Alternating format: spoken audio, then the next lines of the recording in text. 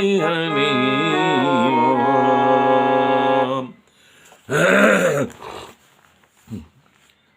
अब आगे चंद्रमा का वंश विस्तार मेरे मित्रों में सुना रहा हूँ, जिससे अनेक महान योद्धा हुआ चंद्रवंश में और नरवीर हुए। विशेष इसी वंश में भगवान श्री कृष्ण का भी जन्म हुआ था। कथा का विस्तार करते हुए कह रहे हैं,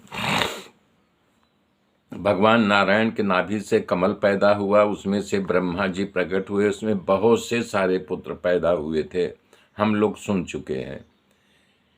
एक महासमर्थ पुत्र अत्रि थे। अत्रि महाराज की आंख से चंद्रमा की पैदाइश हुई थी। अत्रि मुनि के, जो कि ब्राह्मणों, औषधियों, नक्षत्रों का अधिपति बनाया गया। उसमें विशाल यज्ञ किया, वो साम्राज्य फैलने लगा, उनका अभिमान बढ़ गया। एक दिन अपने गुरु बृहस्पति की पत्नी तारा का हरण किया।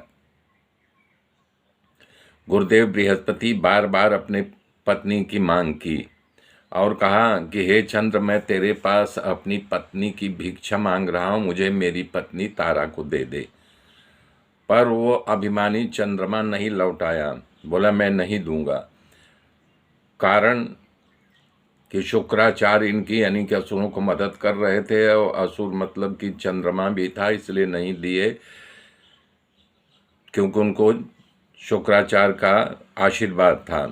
तो बृहस्पति अंगिरा मुनि के पास गए, तो अंगिरा मुनि और शंकर भगवान ज्ञान चर्चा किया करते थे। इस प्रकार से अंगिरा मुनि शंकर भगवान मित्र थे, तो उन्होंने जाकर शंकर भगवान से बताया, तो शंकर भगवान चंद्रमा से युद्ध करने के लिए तैयार हो गए और विशाल युद्ध शुरू हो गया। तब जब अंगिरा मुनि ने देखा है तो अनर्थ हो जाएगा, तब वो सीधा जो है ब्रह्मा जी के पास गए और बताए सारी बात कि चंद्रमा ने हमारी पुत्र पदु का अपहरण कर लिया है। तब ब्रह्मा जी दौड़ करके चंद्रमा के पास आए, युद्ध भी बंद करा दिए और खूब डांटा चंद्रमा को, और तारा का हाथ पकड़ करके बृहस्पति को दे दिया और चंद्रमा से कहा, दोबारा ऐसी नीच हरकत की तेरी खैर नहीं। बृहस्पति के साथ युद्ध भी बंद करा दिए और खूब डांटा चंद्रमा को, और तारा का हाथ पकड़ करके बृहस्पति को दे दिया और चंद्रमा से कहा, दोबारा ऐसी नीच हरकत की तेरी खैर नहीं। बृहस्पति के पास जब तारा आई तो तारा ने यानी कि बृहस्पति बताया कि हमारे पेट में गर्भ है। बृहस्पति गुस्से में आ गए, बोले तुरंत गर्भ को गिरा दे, मैं तुझे मारूंगा नहीं, जलाऊंगा नहीं, कुछ नहीं करूंगा। तो यानी कि जबरदस्ती तेरे साथ जो है शारीरिक संबंध बनाया है, जिससे पेट में गर्भ आया, तू गर्भ को गिरा दे। जब तारा गर्भ गिराने गई तो बालक पैदा हो गया, सोने जैसे चमक रहा, चमकता हुआ जब देखा तो बृहस्पति का भी मन खुश हो गया। तो जब चंद्रमा को पता चला गया तो वो बालक चंद्रमा को देख करके हर्षित हो गया। तो इस प्रकार से कि बृहस्पति मोहित हुए थे, तब वो अपना दावा किए और चंद्रमा अपना दावा किया। ये झगड़ा बढ़ता गया। तब ब्रह्मा जी के पास झगड़ा गया। ब्रह्मा जी ने तारा को एकांत में ले गए, बोला अच्छा बेटा तू सही सही बता कि ये किसका पुत्र है। तो तारा शर्माते हुए कहा कि ये चंद्रमा का यानी कि पुत्र है।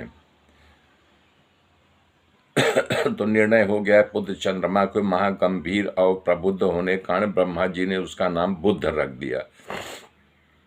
इस पुत्र को प्राप्त करके चंद्रमा खूब प्रसन्न हुआ और बुध द्वारा ईला की कथा पहले कहा हूं ना कि ईला से चंद्रमा यानी कि शारीरिक संबंध बना लिए थे, जिसे यानी कि उदारता बखान मैंने बता दिया है। पुररवा महान प्रतापी राजा पैदा हुआ था। तब एक दिन इंद्र उर्वशी के बिना बहुत ही चिंतित हो गए। तो पुररवा के पास जो है यानी कि कथा सुना रहे थे, यानी कि नारद जी बैठ करके पुररवा का बखान किया, उसकी वीरता गुणगान किया। उर्वशी मोहित हो गई और पुररवा के पास आ गई। मेरे मित्रों, आगे की गाथा फिर कल जोड़ूंगा। तब तक के लिए जय श्री राम, जय श्री राम, जय श्री राम, हरि हरि ओम।